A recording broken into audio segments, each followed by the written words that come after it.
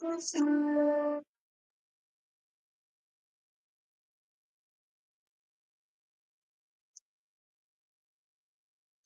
right. Welcome to Goddess Energy.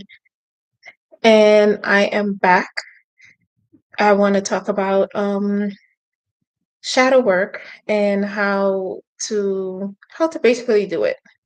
So after we walked through that whole portal yesterday, with it being 11/11, 22, today is 11/12, 2022. And today adds up to guess what?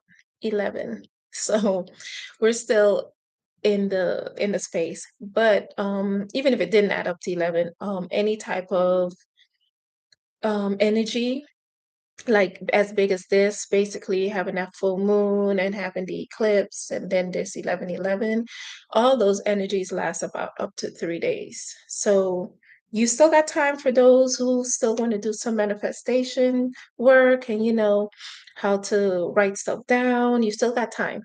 So you just need to ask yourself, what is it that you want to write down and do? But so I'm going to walk you through my shadow work and how it helped me to get to my understanding right now. Oh, this music is not too loud. Turn it down. But so basically when I did so what I was the reason why I wanted to do the shadow work after going through such a portal, because to me this time more than any time, especially going into next year, which is going to be a 7 year, 2023 adds up to 7.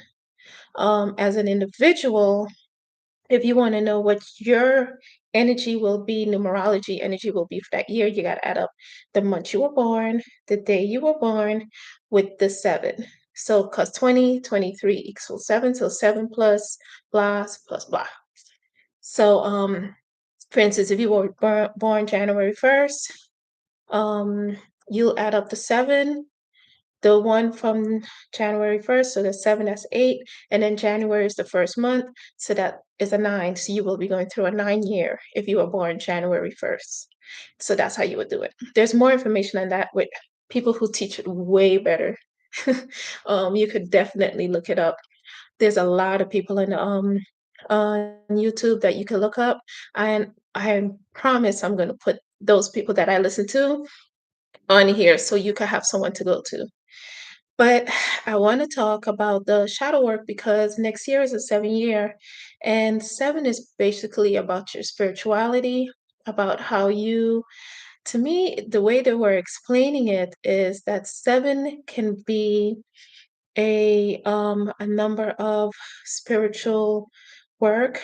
Basically, you working on yourself and making yourself a more stronger spiritual person, or sevens can end up being manipulative. So the energy itself that year, you could end up bumping into a manipulative person who will end up using you, but because you didn't do any spirit work, you might end up getting really used and hurt. So this is why I think if we're going to walk through that door, no matter if you decided the door to keep things the same and not try to do all of that right now, or if you decided to choose yourself and walk through that door and start working on yourself and being that person that you are here to be. So, you should do spiritual work. So, shadow work is basically when everybody have a shadow. You see mine's back there. You see her? Yeah. Anyway, everybody have a shadow, and your shadow is a part of yourself that stays in the dark. So when you say do shadow work, you're going to go in the dark. You're going to go to that part of yourself and try to learn. And you're going to try to learn, but at the same time, you're going to connect with that person. So when you do your shadow work, how I did mine, this is how I would be able to explain it to you. I would have to show you what I've done. Explain to you what I've done, not show you. So when I did my shadow work, what I do and what you should do is I was in meditative form You can sit in a chair, put both feet on the ground. You could sit on a couch. I prefer you sitting down instead of laying down because laying down you might fall asleep. So it's best to try to sit up. So you could do it in meditation kind of sitting with your legs crossed, or you can sit down in a chair and relax. Have a You can have a glass of water just that you can just drink as you do this.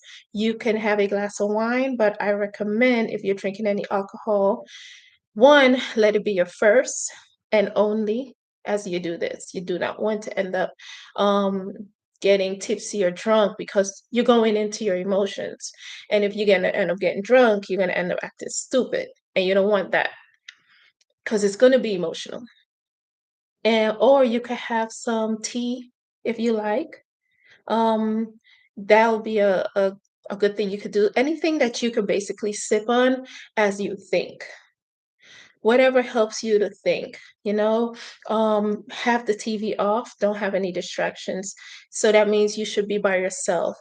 It could become very emotional. So you might want to be by yourself. You might not want to do this around people or family or children. You might want to do this alone. If you're a couple and you want to do this together, I think that's selfish. I think you trying to do it together is selfish because you're basically asking this person to hold your hand as you go through your personal things. This is personal. This is about you. When you were born, your partner wasn't born with you.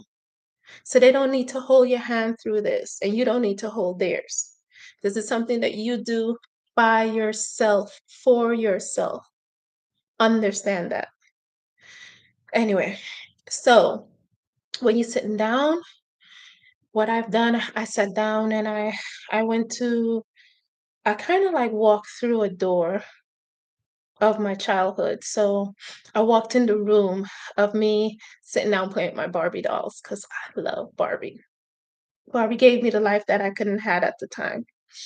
So I remember when I was watching myself play with my Barbies, and I looked around the room, and the room brought me back to that moment. And I looked at her and I remembered why I used to love playing with my Barbies so much. I used to love playing with my Barbies because it really took me out of the world that I was in. When so as I did that, it brought me to the reason why I was playing with my Barbies.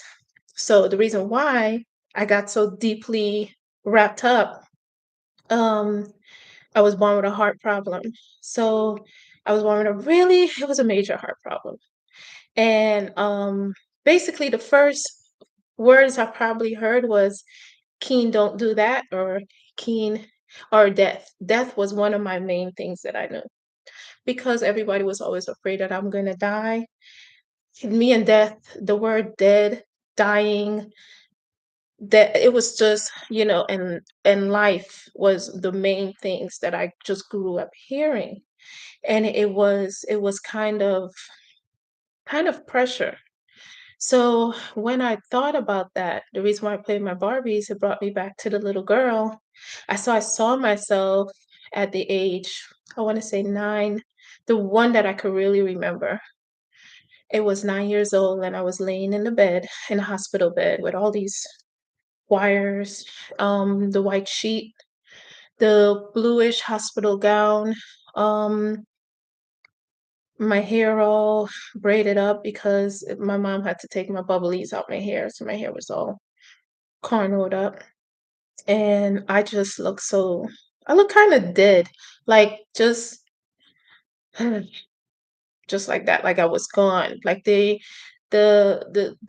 person, it was just a body there, that I was mentally kinda checked out, and I looked at her, and in a way, I did not wanna approach her, that young version of me. I did not wanna approach her because it reminds me of me being weak, unable to do things. It reminds me of chaos, looking at my parents. They're looking at me like, "Please live." I'm looking at them like,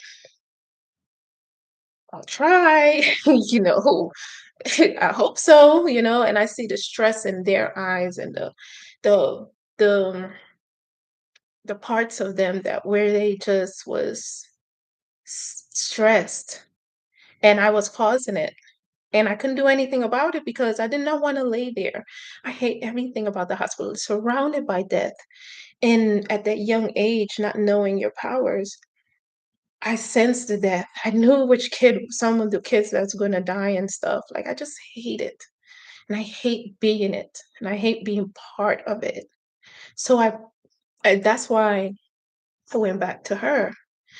And I looked at her because I'm doing my shadow work. So I have to approach this young version of me, this 8-year old, 9-year old. And I looked at her and I said, I'm sorry. Hey, this is us. We're doing good. We live. And she just looked back at me and said, it's okay. This is just she said it's okay. And in her way of saying it's okay, I forgive you, I forgive us. But it was more of her not saying that she forgive me. It was more of her saying, we made it.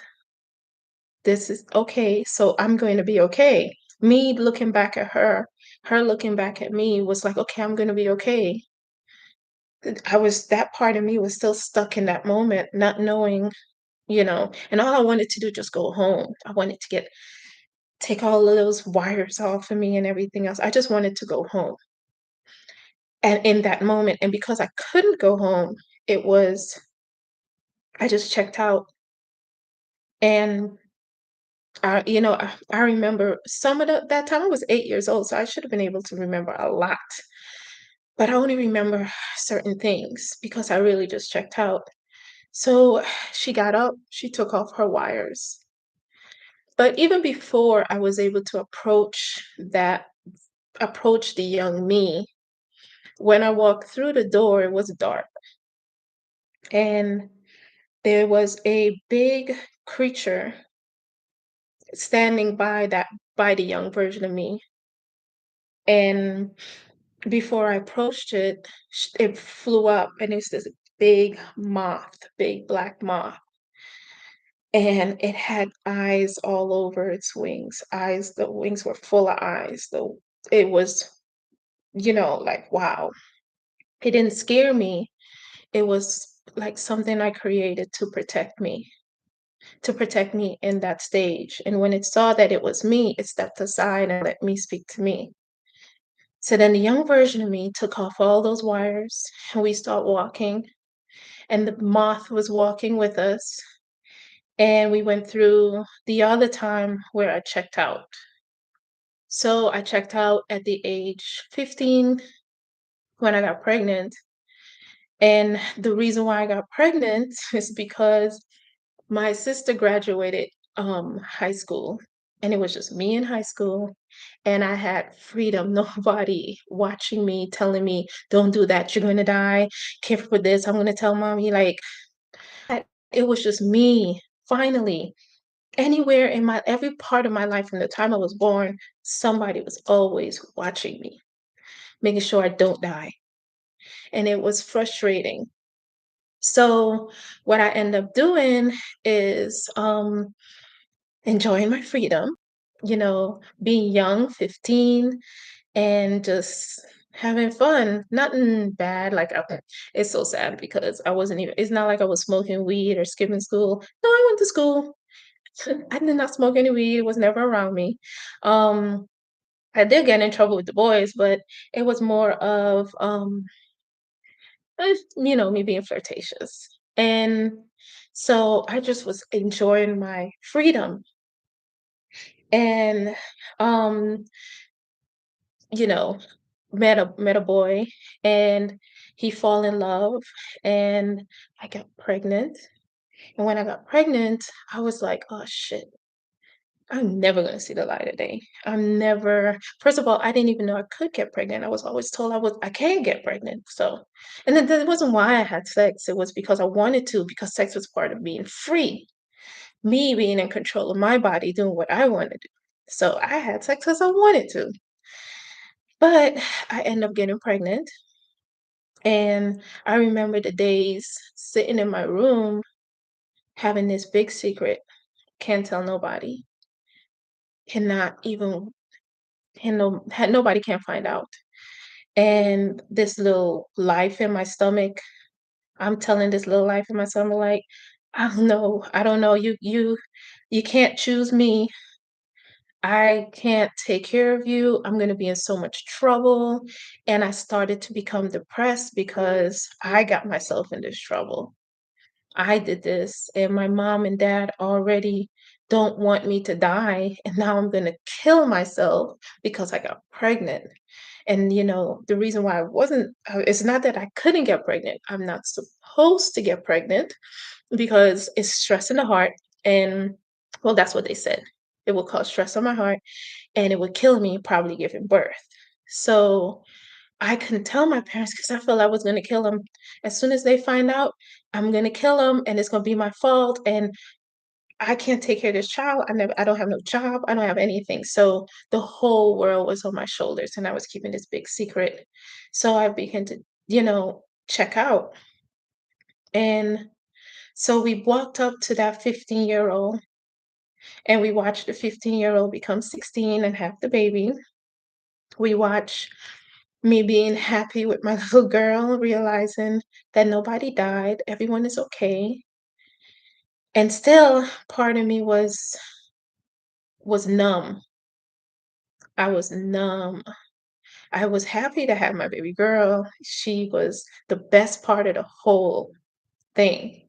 I think if I didn't had her, I probably would have checked out completely because she gave me reason. So then I had her brother. And by then, to me, I had a team. It was me and these kids. Fuck the world. So I became, a little bit more empowered, but I was still stressed and checked out because now I'm responsible for these two lives.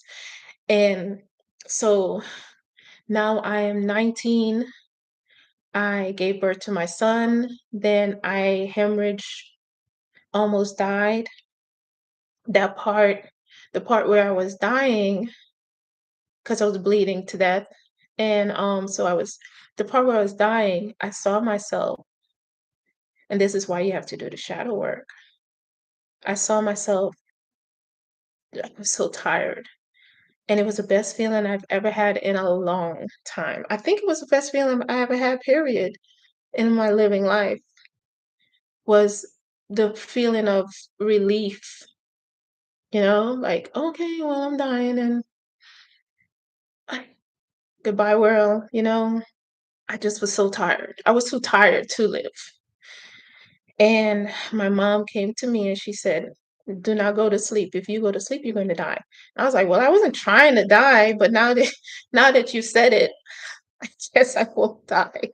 So I muster up and I remember I saw my son, my baby boy, and I saw my little girl, and I was like, "Oh shit, I still have things to do." The feeling at the moment felt so much relief. I completely forgot my responsibilities. So I pull myself together, and we're watching that 19-year-old version of me, pull herself together, and me and the young 8-year-old version of me just watching her. Then we watch her get married, and she's still numb. She's still numb. Meaning when I said I was numb, meaning that life was just going past me. At this point, I just did what I was told. I had no choice.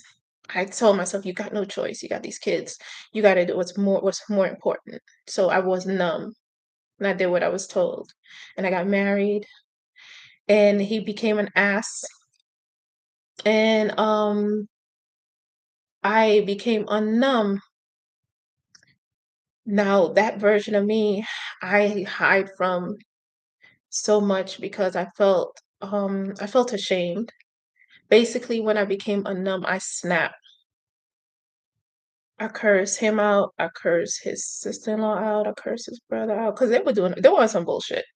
But I just snapped. I just got mad, and I cursed. I think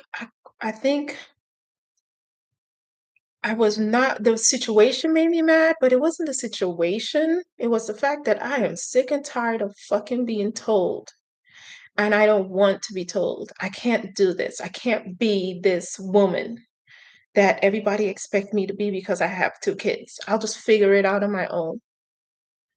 So we met her. We met that 19-year-old girl, and she was like, "Hey, still I still have my little attitude, you know, but I met myself at 19, and I was like, "Girl, we did it."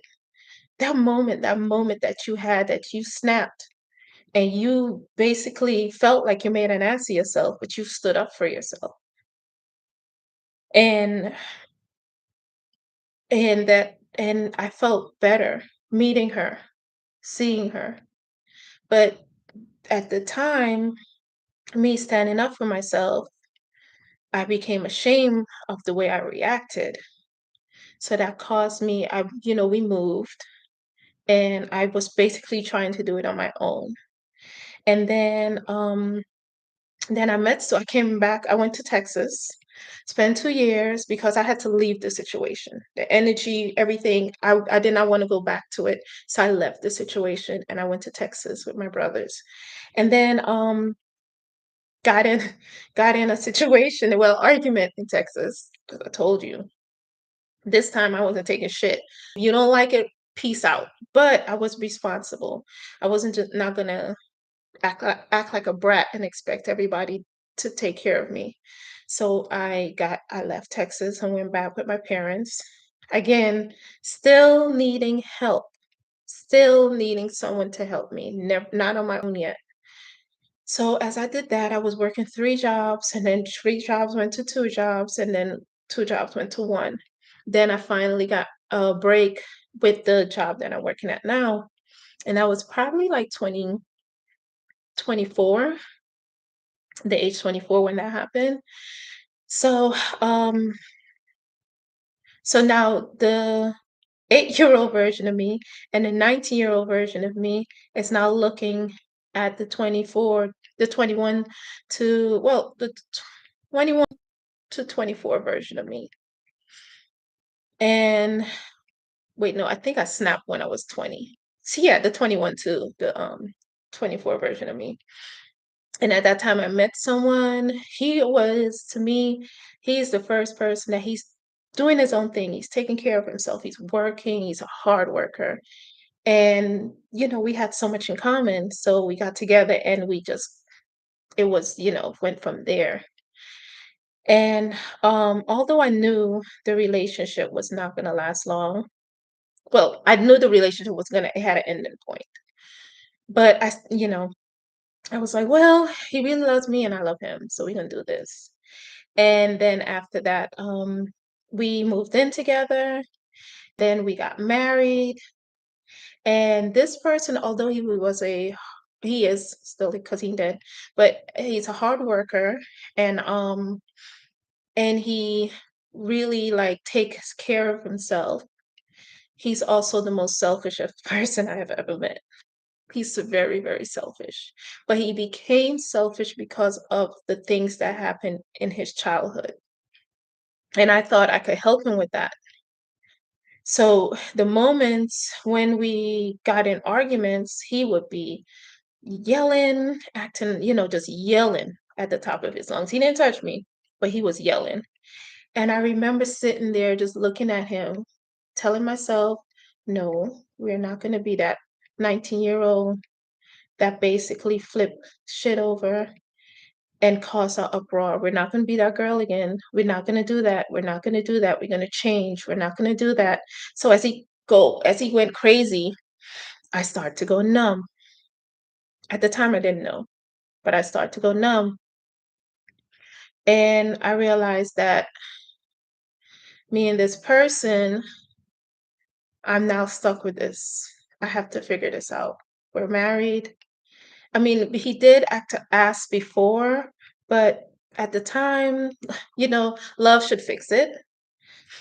And I started doing my spiritual work around the time we met too. So I was practicing meditation. I was basically, doing the Usa me.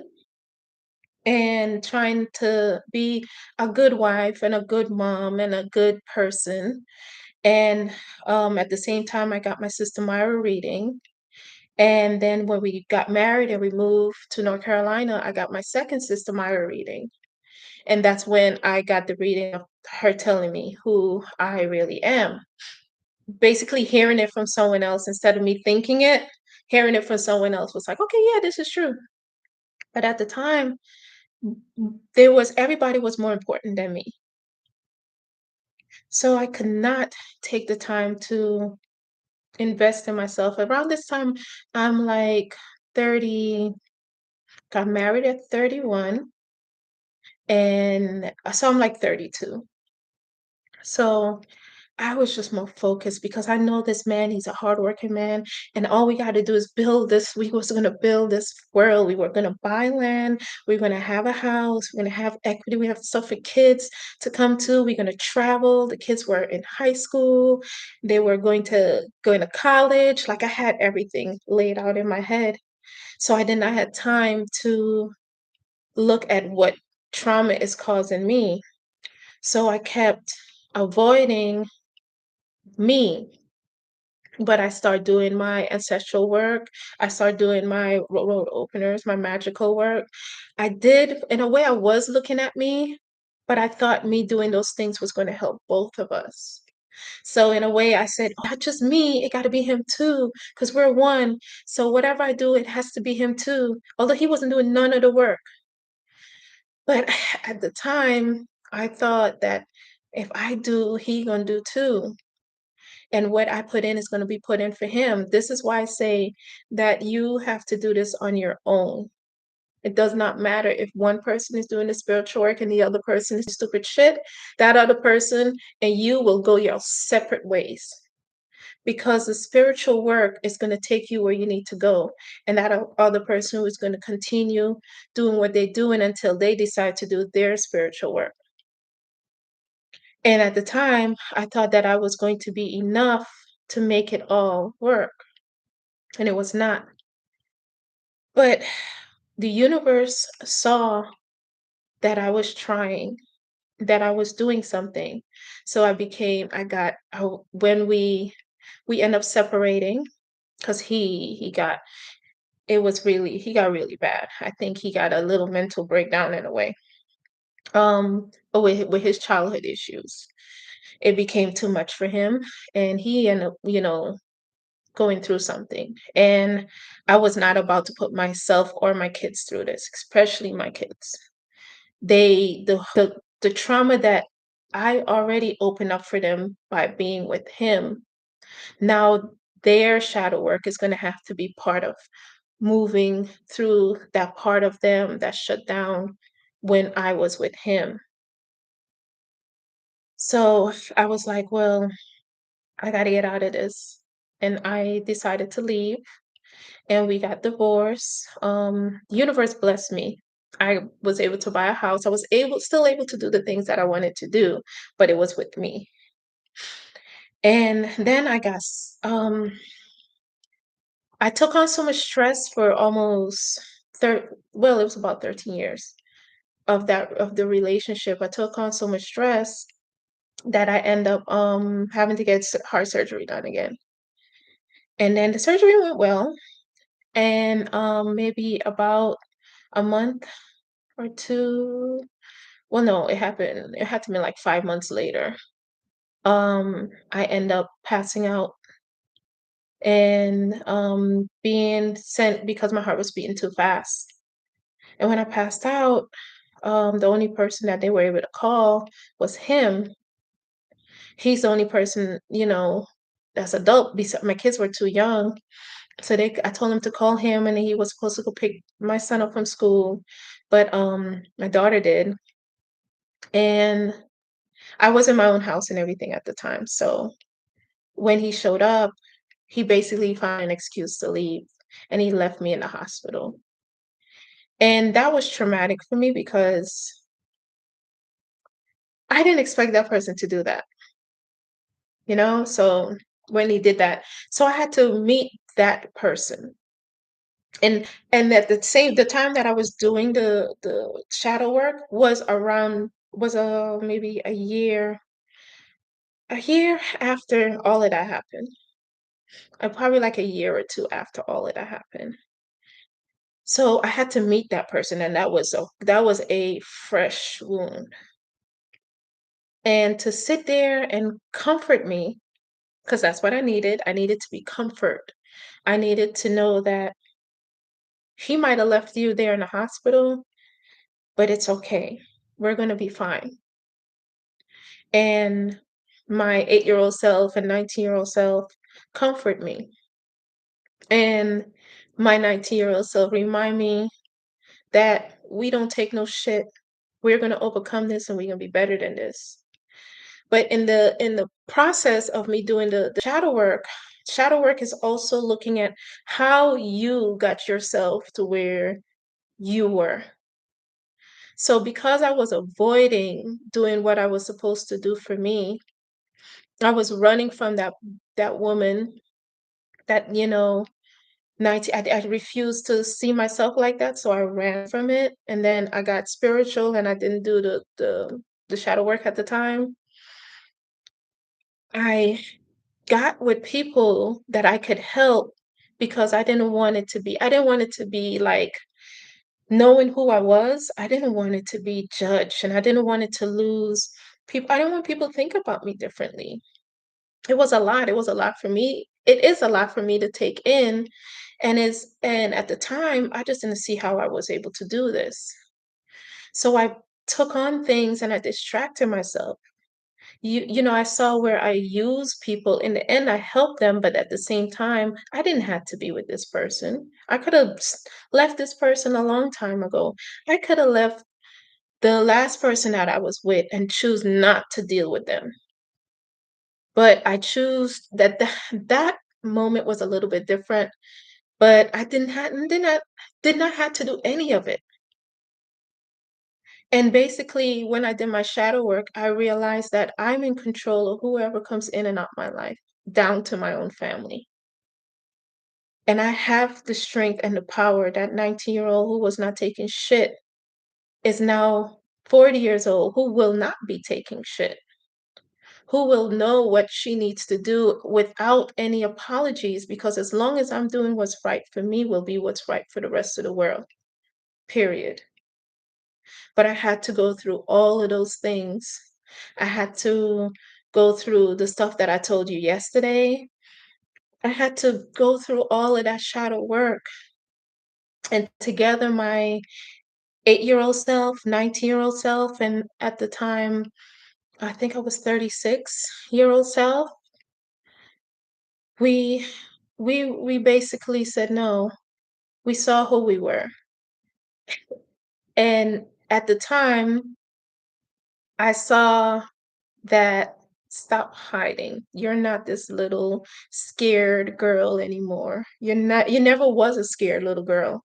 I was never scared of anything.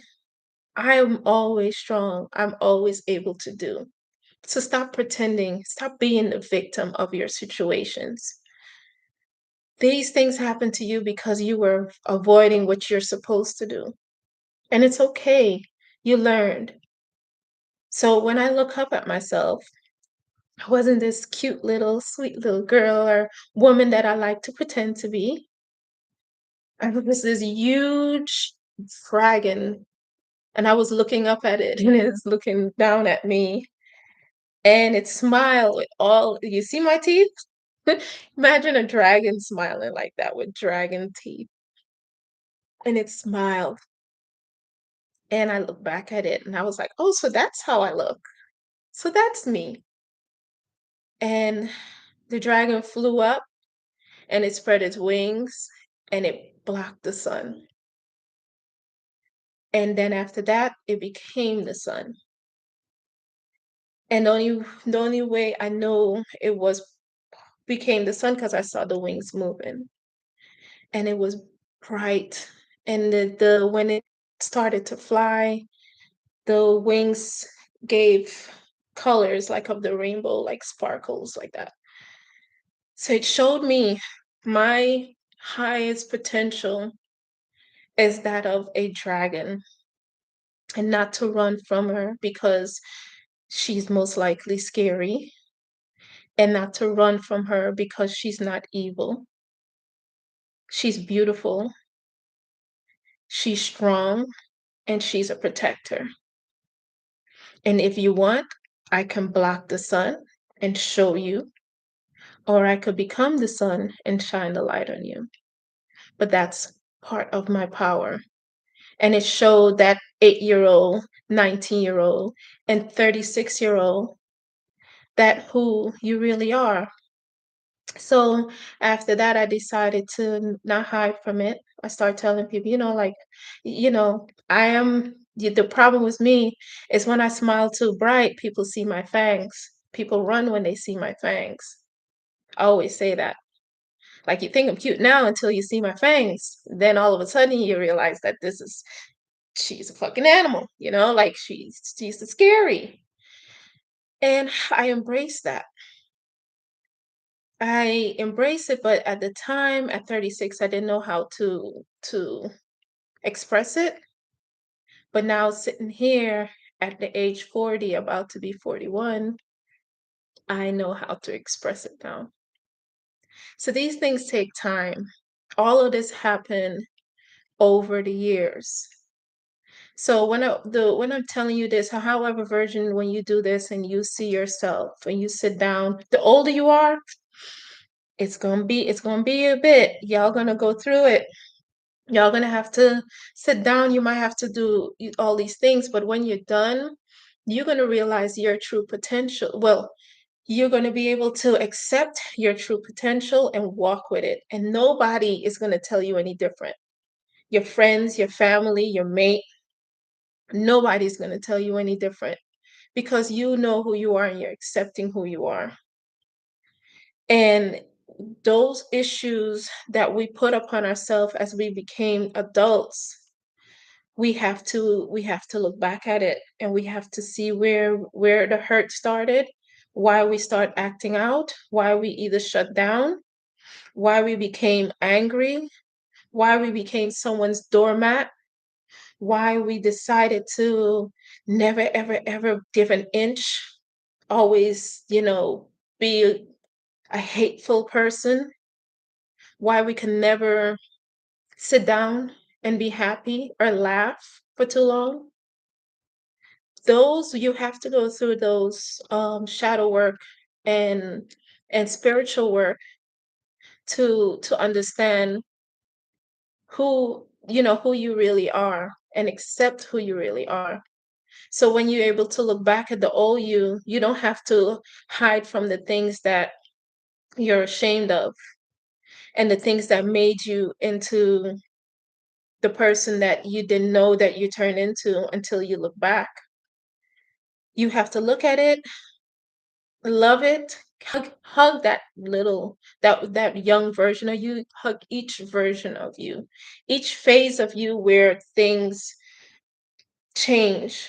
Like for me, I hugged the 8-year old, I hugged the 19-year old, and I hugged the 36-year old. And they're now with me, reminding me that we got this. You remember when we went through this, and you remember when we went through that, and we're not going to let those things stop us. We're not going to let what that person say stop us, or that one that we thought was going to supposed to always have our back stop us. We're going to do what we need to do. That's why it's important to do your shadow work, because sometimes you got to be the dragon that blocks out the sun to show people that this is who I really am. And I know you don't want to bring out this version of me, because I am strong in the dark and I'm strong in the light. You can't run from your dark self. If you run from your dark self, you're going to bump into it later on because it's going to constantly keep pulling at you. You're going to have to cry those cries. You're going to have to write those things down. You're going to have to remind yourself, like, I remember when that happened. I don't want to do that again. It helps you to grow. And after you do this, came to find out you have ancestral shadow work that you would have to do, and that I'm in the process of doing now. Until I get full understanding of that, then I'll explain it. But once you know who yourself is and you fully it even if you feel confident with who you are, this makes you even more confident, because there're going to be times in your life that people come up to you and test you and see where your confidence is, and then someone will put that trigger, that button that bring you back to that 8-year-old scared, and then you act out, or push that button that brought you back to that 19-year-old and shut down. So you have to do the work so you don't have to, so that it doesn't affect you later on. Because the next year that we're going into, knowing yourself and accepting yourself for who you are, dark and light, or if you want to say good and bad, this is important. This is important. Because when you know who you are, nobody else could tell you anything different. When you walking through there's going to be places that you have to walk through that people going to test you. They're going to be like, oh, this person think they're this, let's see. They're going to test you. This is why Jesus did all the stuff that he did, that he was drinking. Well, he wasn't drinking, but he was in places where people were partying and drinking and all that stuff, to show that you could still be God and walk with people and talk to people that does not know that they're God, does not do the work. And it's not up to you to go, changing everybody. They will see the change in you and they will start to change in themselves. People are going to start coming up to you and asking you, hey, I see the difference, like what you've been doing lately. And I've been thinking about that. And those are the people you start helping. Those are the people you start giving little advice to. Don't go trying to change your mama and dad and kids, and everybody has their individual time to do this. This is a single person thing. This is why there's 11:11. The 11:11, it goes to two, but you have to look at the double ones. The double ones is you looking at yourself in the mirror. Your ego is, you're looking at the ego version of you. And we're not telling you to kill your ego. Never do that. Egos is important, but you have to realize where your ego is taking over. And when your ego takes over, it's only going to bring you to to to chaos. Egos brings you to chaos. And if you're tired of chaos, you better work on that ego. Basically, do that shadow work. And after you do that, you're going to start doing things differently, seeing things differently. You're going to be less mad and less irritated. People that hurt you, you're going to be looking at them like they need to do their shadow work. Look at them. Oh, they're not going to bother you like that no more, because you know your true self. So you're able to walk with people who have not done that shadow work, but you'll shine, and they'll start to want to know why you're shining. So that's what my version of my shadow work and what I did. And what you will constantly have to do, I think people should do that probably every 5 years, because changes happen, especially if you're getting married, if you're going through a breakup, if you just had a baby, um, especially if you just had a baby, because women, we change after our children is born. Parts of us, we're never going to be back to that person before the baby, your mommy now. So, and for dads too, it's your life goes completely different. So after you become a parent, I think people should do shadow work so they could be a better parent. It helps. But anywho, I don't think there was anything else. If your shadow work is affecting, like, let's say part of when you go back, and part of that going back is molestation. Part of that going back is being abused physically and verbally. When you go back to that and you see that adult doing that to you, if it's your mom or dad or the person who was responsible of taking care of you, in the moment when you see it, when you hear it, and it starts to make you upset, take note that hurt people.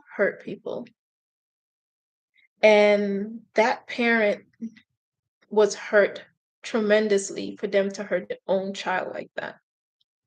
Not making an excuse for them, but I'm telling you, when you see that version of you going through that, you don't get mad with that child, that young version of you.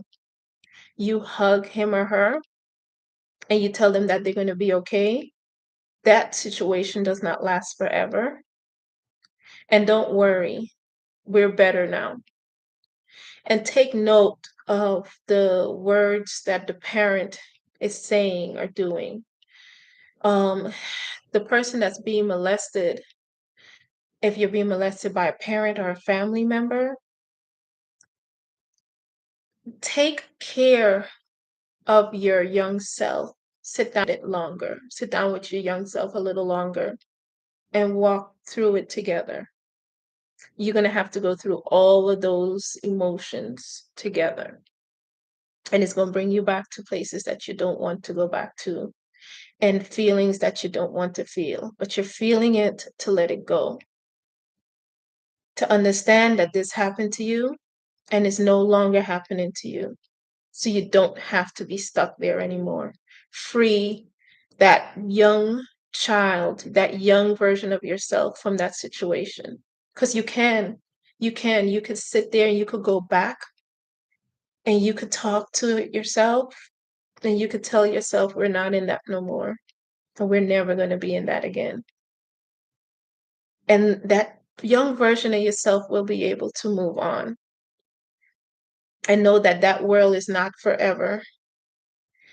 And when you do that type of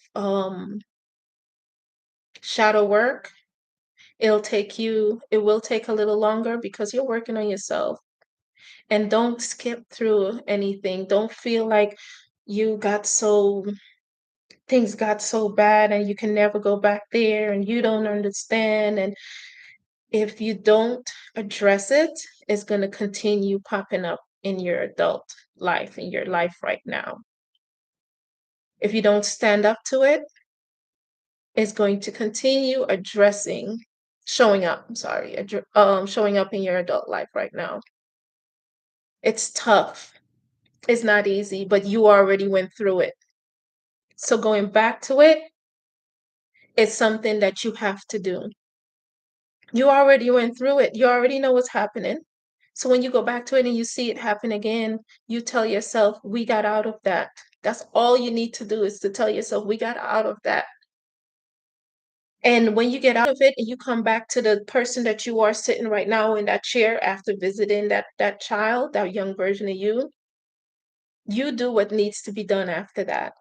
You either go tell the world if you want to, you could write it down in a book.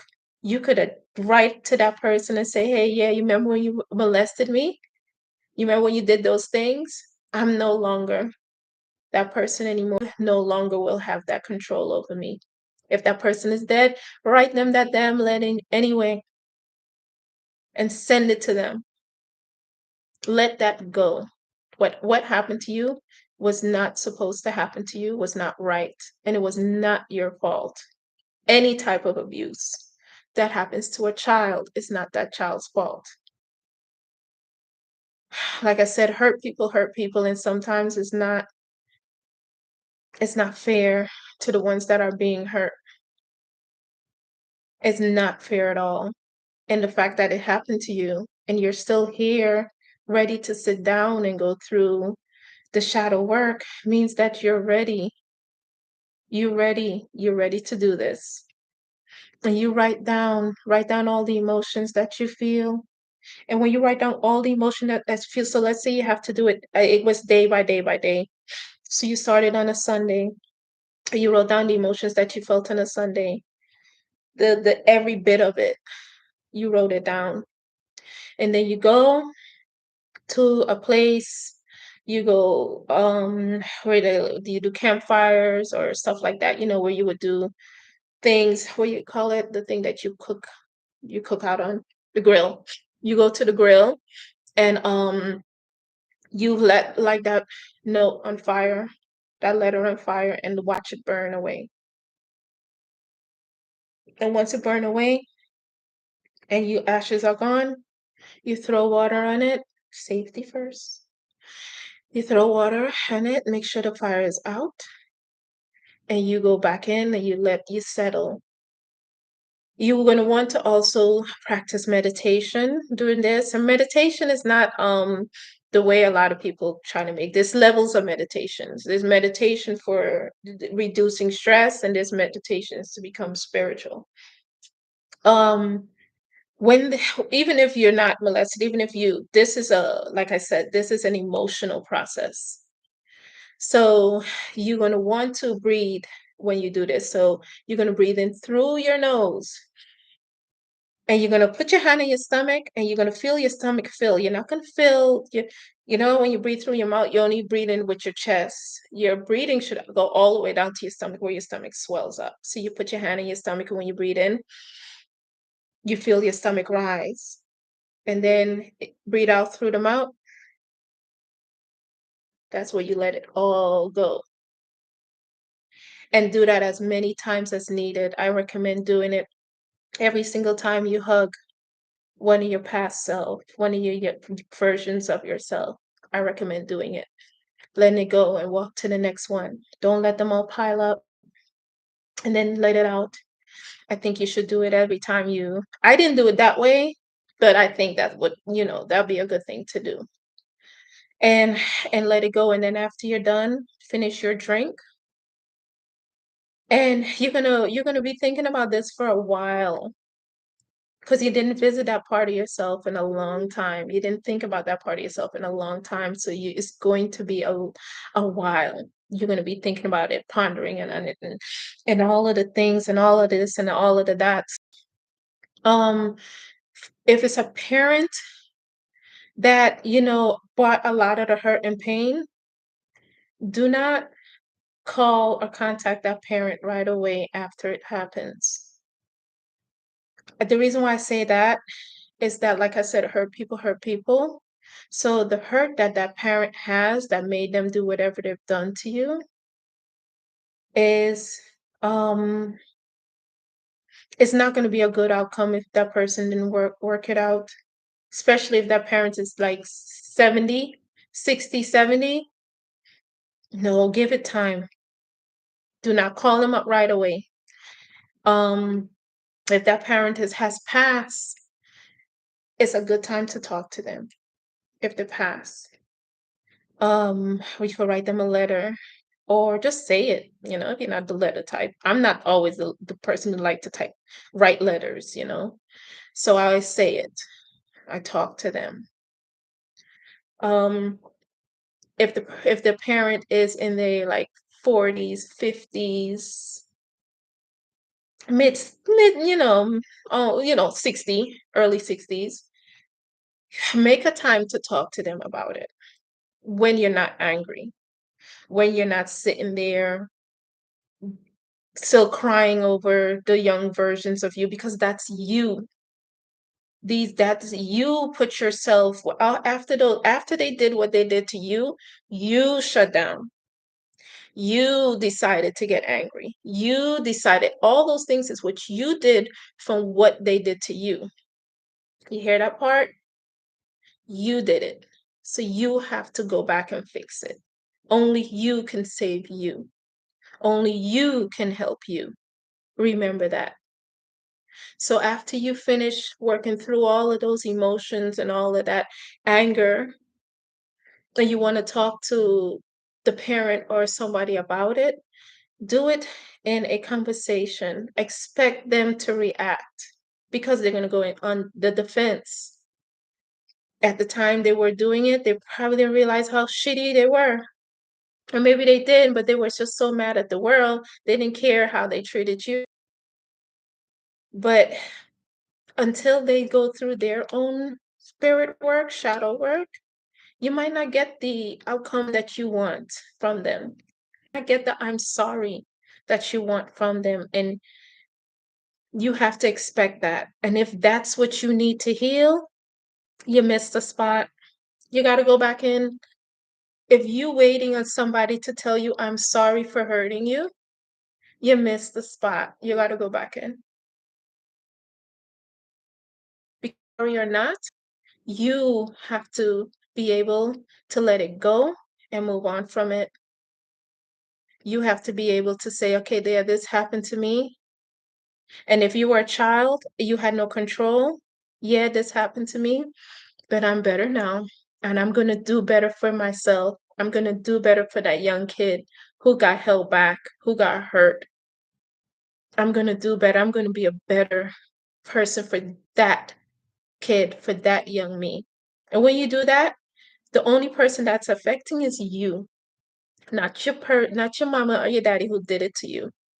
They're probably gonna be pissed that you decide to do something better for you. And that's the best way to get anybody back. Anybody that hates you or try to hurt you, the best way to get them back is do good for you. Do all the things you wanted to do for you.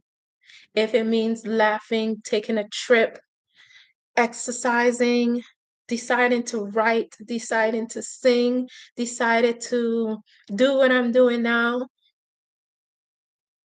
is when you would do those things, when you take a step towards you, some people ain't gonna like it. And the ones who was waiting for you to finally do for you is gonna be proud of you. But it doesn't matter what they think or how they feel. It's about how you think and how you feel about you. So as long as we live, we're gonna go through certain traumatic things because this is an experience we're going through.